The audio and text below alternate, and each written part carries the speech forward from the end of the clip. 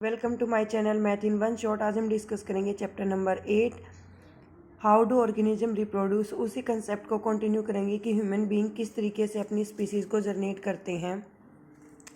All of these are changes that can be grouped under the general process of growth in which the body become larger.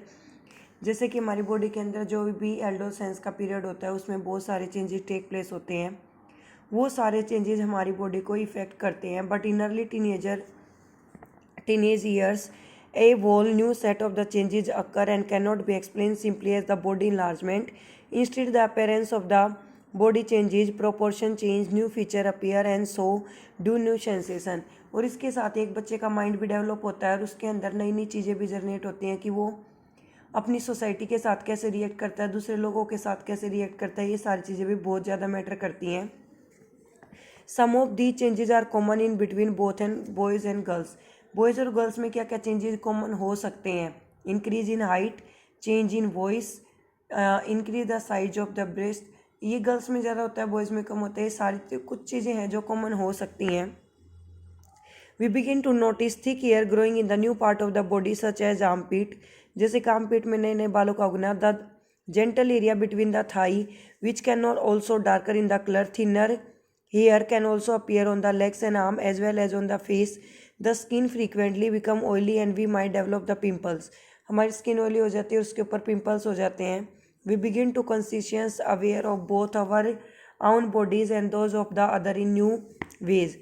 On the other hand, जबकि दूसरी तरफ there are also changes take place that are the different between boys and girls. दूसरा boys और girls के बीच में बहुत सारे changes ऐसे भी हैं जो अलग अलग होते हैं। लाइक गर्ल्स की जो ब्रेस्ट का साइज है वो इंक्रीज होता है, ठीक है, जो with the darkening skin of the nipples at the tip of the breast. Also girls begin to menstruate at around this age. और जो गर्ल्स की मंथली साइकिल है वो भी स्टार्ट हो जाती है इस एज में। And boys begin to have the new thick hair on the face. और लड़कों की दाढ़ी मूंछ आ जाती है और उनकी आवाज़ जो है वो भारी हो जाती है। Further the penis occasionally begin to become large and erect either in the day dreams or at night. All of the changes take place slowly over a period of month. ये सारे चेंजेस बहुत slow होते हैं और जिसको बहुत साल लग जाते हैं। They do not happen all the same time in one person. ये एक आदमी के अंदर एक ही टाइम, हर इंसान के अंदर अलग अलग टाइम पर होते हैं। Not do they happen exact as.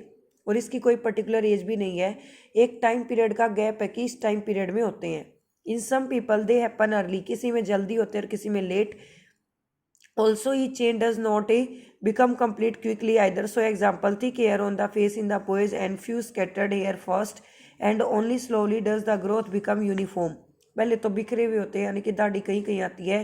Even so all the change show the difference between the people, just we have differently shaped nose और finger. जैसे कि हम देखते हैं कि नाक और उंगलियां हैं तो सबके वही दो हाथ, दो पैर, एक नाक, दो आंखें, पर लेकिन हर किसी का बॉडी का स्ट्रक्चर अलग अलग है। So we also have the different pattern of the hair growth और size and shape of the breast and penis. All of the change are aspect of the sexual manufacturing of the body.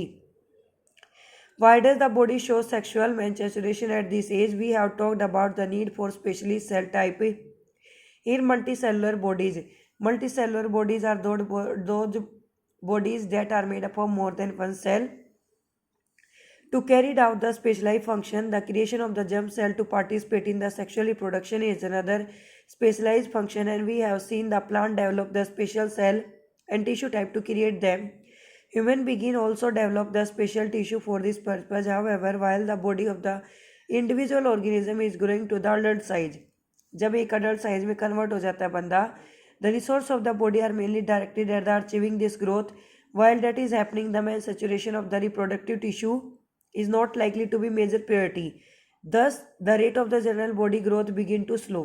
तो इसके साथ ही क्या होता है कि हमारी body का ऑल ओवर जो चेंजमेंट है वो धीरे हो जाता है, बट और जो चीज़ें फिगर आउट होती हैं वो चीज़ें हमारी स्पीड लेकर करती हैं।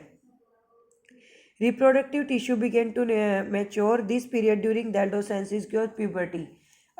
यहाँ से आ सकता है what are the change take place similar to the boys and girls.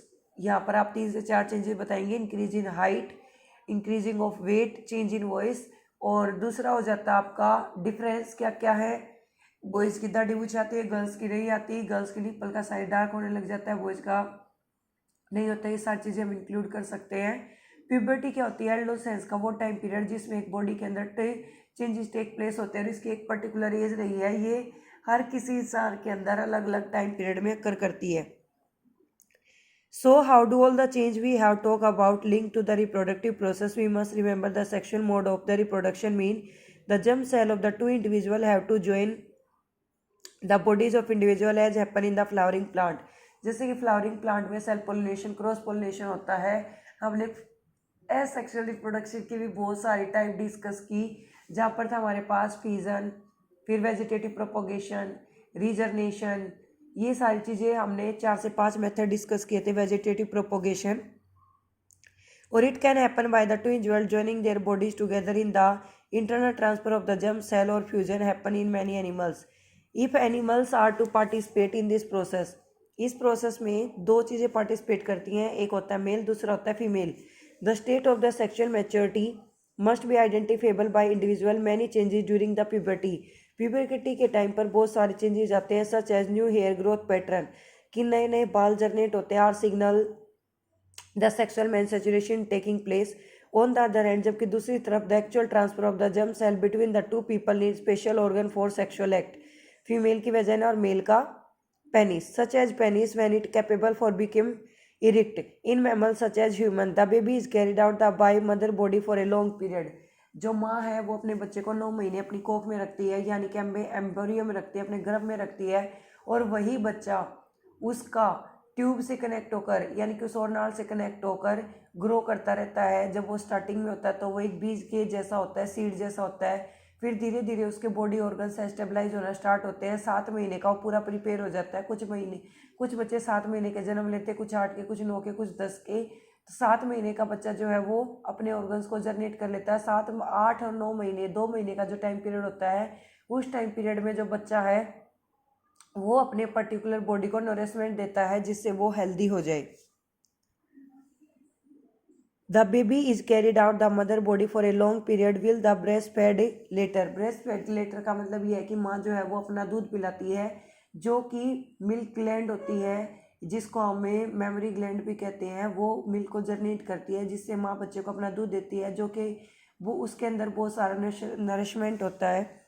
The female reproductive organ और breast will need the mature to accommodate the possibility let us the system involve in the process of sexual reproduction.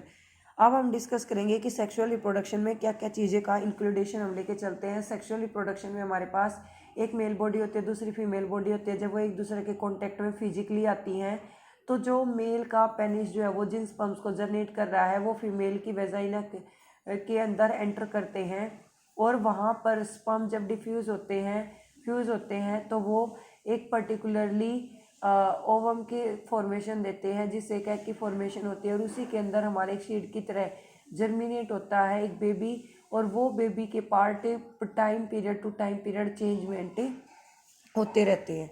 Thank you so much for watching. Like, share and subscribe my channel.